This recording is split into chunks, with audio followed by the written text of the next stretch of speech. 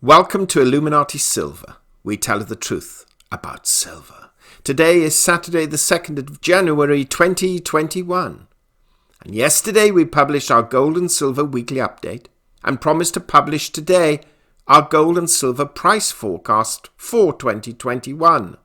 Though, unfortunately, there will be another tiny delay. And let us explain why.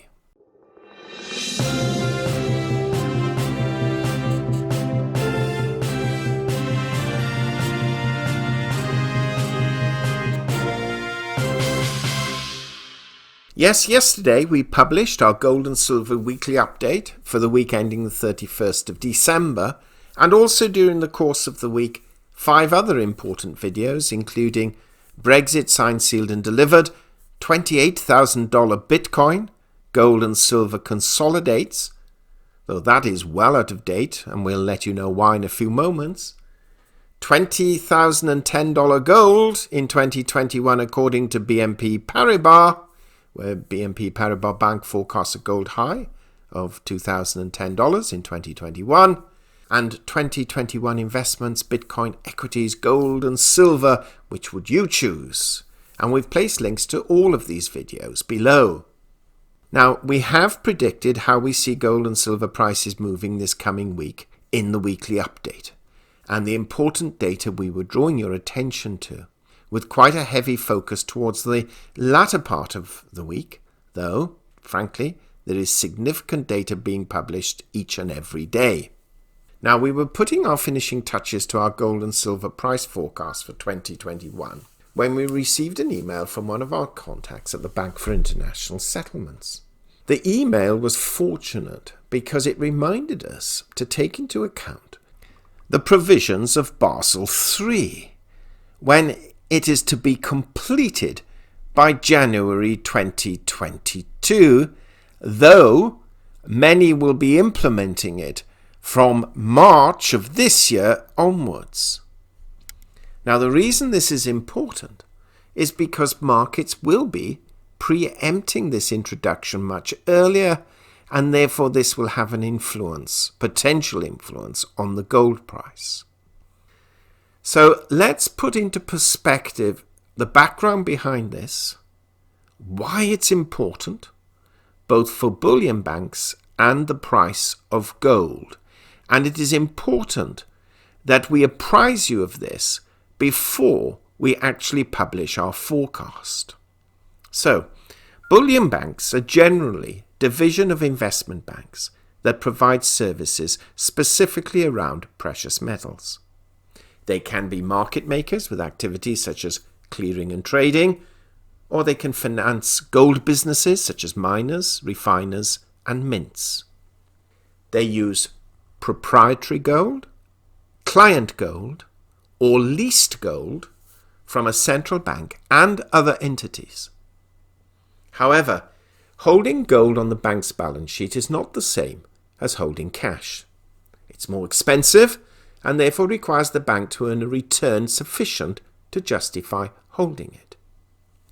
Regulators want to make sure that in times of stress, banks remain solvent. In other words, a bank's assets must cover its liabilities, and they need to consider that those assets are more likely to be withdrawn during times of panic. The net stable funding ratio, known as the NSFR, is an attempt to measure this. If the NSFR is at least equal to 1, then the bank should be able to withstand short-term withdrawals in times of market stress. According to its methodology, some liabilities cannot be withdrawn immediately. This makes them stable liabilities. Examples include equity and long-term bonds. On the other hand, demand deposits and interbank overnight loans can be withdrawn immediately. This makes them unstable. Similarly, some assets are more reliable than others. Short-term assets, such as cash, are completely reliable. You can use its full value in a crisis. Long-term assets, such as 30-year mortgages, are less reliable. You may not be able to sell them at all, or only at a steep discount, as many people discovered in the 2008 crash. The most unreliable assets have their full value discounted when calculating the bank's NSFR. Now, this is then represented in something called the Required Stable Funding Number, the RSF. Cash has a 0% RSF. 30-year mortgages have a 100% RSF. Now, this is important. Other assets fall somewhere between these two extremes, such as loans to financial institutions maturing in 6 to 12 months. These have a 50% RSF. The most reliable sources of funding are also the most expensive, such as equity and long-term bonds. The bank may hold a 100% RSF asset against them, since 0% of their value is subject to short-term redemptions in times of crisis. Conversely, demand deposits are one of the most unreliable sources of funding and one of the cheapest. Therefore, only assets with a 0% RSF can cover them in times of crisis. Now, I know it's a little bit complicated, and if you didn't follow that, then please replay that part again. Thus, the higher the RSF, the more expensive the liability must be to fund it, which brings us to gold. Currently, gold has a 50% RSF. The cost of its liability counterpart is somewhere above a demand deposit, but below equity or a long-term bond. Now, if a bank cannot earn a sufficient return on its gold assets to cover the cost of funding, then it doesn't make sense to have the gold. Because if it's going to cost you more to fund it than you can actually get from it, why are you holding it? This fact therefore puts a floor under the rate banks require when leasing or lending gold. In other words, it's got to at least cover that cost. Now, when Basel III becomes active fully in January 2022, and for some, as from March of this year, gold's RSF will change. It will increase from 50% to 85%, making it even more expensive for banks to hold. At the very least, banks will require an even higher return on their gold leases and loans. Now, this is where there are differing opinions. Some will argue this will therefore prove less attractive for banks to hold gold, and therefore you may find them selling some of their gold holdings. But as we all know, banks hold gold because it does act as a countermeasure against a failing currency or a reducing value currency. Now, there are two related consequences that follow on from this change. First, some bullion banks will close because their former business model for leasing gold will no longer be viable or sufficiently attractive. Scotiabank is an example. After 23 years of operating, it plans to shut down its bullion bank business by 2021. And we have in the past, albeit quite a few months ago, emphasized this very fact in one or two of our previous videos. Secondly, the banks that remain will be forced to increase their financing rates, not to profit, but just to break even. So businesses on the other end of this financing, such as mints, miners and refiners, businesses we're all aware of, will be faced with higher funding costs. Or they will lose their banking relationship altogether.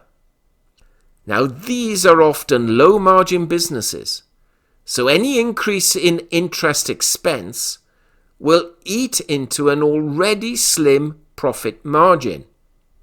And if those businesses are to survive, will no doubt then be passed on to their end customers. That's you and me. Now, ultimately, the higher rates will move some businesses from the viable category into the no longer viable one. Now, currently, paper gold is not classed as a first-tier asset. Only fully allocated physical bullion that has no counterparty risk attached qualifies as one. As we mentioned earlier, Basel III rules come into effect in March through to January 2022. Now, this will eliminate what's called a valuation haircut. So the new rules will require a provable 1-to-1 ratio of fully allocated gold reserves with no counterparty risk. Therefore, under Basel III rules, every central bank will be able to revalue its physical reserves higher from a current 50% haircut into a fully cash exchangeable asset. Now, the likes of Andrew Maguire, a person I'm sure most have heard of, believes that central banks will be able to pay off massive swathes of debt by revaluing gold. According to the precious metal expert, gold would not only act as a cash asset, but would also behove central banks to revalue the dollar price of gold. He believes Basel III rules will lead to a sanctioned gold revaluation while ultimately driving a more physical market. Now, we can say this is not definitive, though Andrew believes it is. The LBMA is arguing hard to mitigate this effect, and frankly, no one knows for certain what the absolute outcome will be. Frankly, we won't know until we're much closer to March, and even then we're not 100% certain. So, Andrew is claiming that because of these Basel III changes, banks could convert their gold holdings by repricing them to pay off debt. However, opponents to this view are arguing that the paper gold that these institutions hold may not fall under this reclassification. And even if it did fall under the reclassification, one could argue they may be forced to sell them rather than revalue gold. It's not clear. So with this in mind, we're going to produce our gold price update for 2021 tomorrow and not today. And we will have to, unfortunately, give two potential price points in order to take into account if Andrew Maguire is right, and we're not saying he's totally wrong, but if he is right, it will have a very different effect on the gold forecast than if he is wrong. We suspect he is more likely to be wrong than right because none of the other major institutions have factored this determinant in Andrew's favour when giving their gold price assessments for 2021. And then on Monday, we will produce our silver price forecast because whilst we believe silver may slowly start, if it hasn't already, to dissociate itself slightly from gold, of course, the gold price will be have a major impact on the price of silver. And of course, we know that many of you will be heartened if we were to say we can expect silver to further disassociate itself from gold as the next few years progress. Also, we reported in our update yesterday, for those interested, that Bitcoin exploded again last week, up over $5,300 to $29,020. Well, since that video, today, we've seen Bitcoin hit $31,393. Anyway, this video is long enough, so we shall produce our gold forecast tomorrow, quite likely alongside Bitcoin versus gold and silver episode 5, or we may delay that slightly, I'm not sure yet. But meanwhile, What do you think? For those of you who've looked at Basel III, and if you haven't, do have a look. It's not the most interesting of subjects, but do take a look and see whether you agree with Andrew Maguire or not, and let us know. Meanwhile, thank you so much for listening. If you haven't already done so, please subscribe to our channel, not forgetting to press the bell sign so you're notified of our videos as and when they are published. We hope you have found this video interesting and informative, and if so, please give it a thumbs up and share it on social media. Please ensure that you have subscribed to our channel and press the bell sign so that you are notified of any future videos. Also, kindly visit our website at illuminatisilver.com, and if you haven't already done so, please subscribe either as a free or paying member for regular email updates and offers. Disclaimer: Illuminati Silver owners come from a background of banking, international wealth management and economics. Having now retired from these worlds, we are not qualified to give investment advice. Therefore, this and other productions must not be deemed to be giving such advice and merely represent the personal views of its owners.